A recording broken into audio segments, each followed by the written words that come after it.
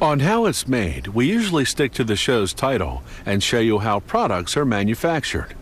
But this next segment is about special effects makeup, the kind that makeup artists use on theater and movie actors. So in this case, we'll show you how it's made, but we'll also show you how it's applied. Watch as this special effects makeup artist works his magic to transform this 28-year-old woman into a senior citizen. After gelling her hair flat, he glued on a bald cap using a theatrical adhesive called spirit gum. He protects her eyebrows and eyelashes with petroleum jelly, then covers her face in alginate, a material generally used to take dental impressions. Then he applies wet plaster bandages. After 25 minutes, the materials harden into a mask. Now he lines it with plaster. In a half hour, the plaster hardens into a perfect replica of the woman's face. Like putting non-stick spray on a baking pan, he coats the model in a release agent. Then, using professional-grade plasticine, he begins to sculpt an elderly face. He smooths out the wrinkles with strong rubbing alcohol so they'll look realistic. He uses a bumpy rubber pad to give the skin an aged orange peel texture. The finished sculpture sits in water for 2 to 3 hours. This activates the release agent, detaching the plasticine from the plaster underneath. The artist carefully cuts the sculpture into sections. The number of pieces varies with the size and complexity of the mask.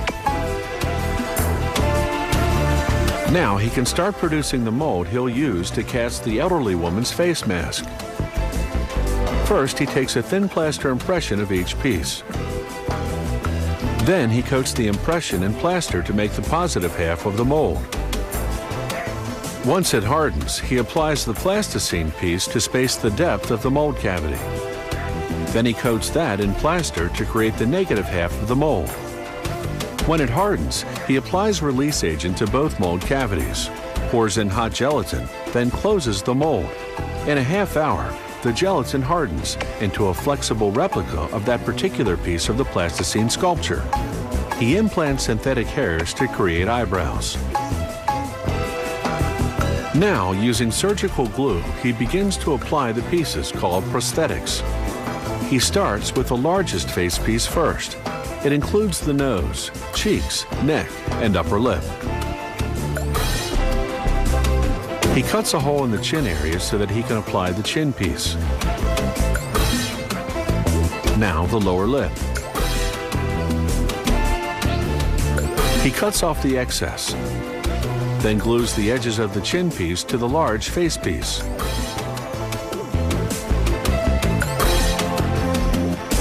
Now for the forehead. Again, he applies glue along the edges to connect it to the rest.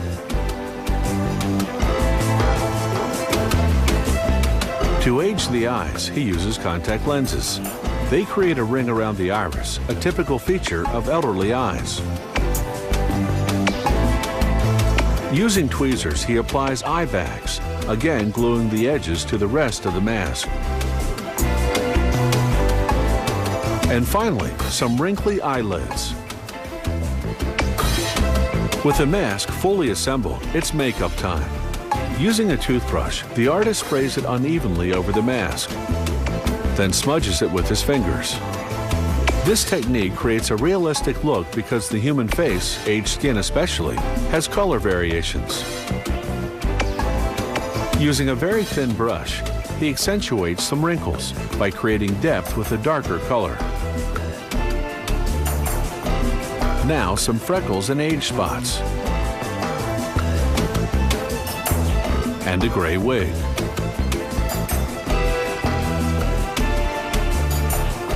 And finally, just a bit of lip color because lips dull with age.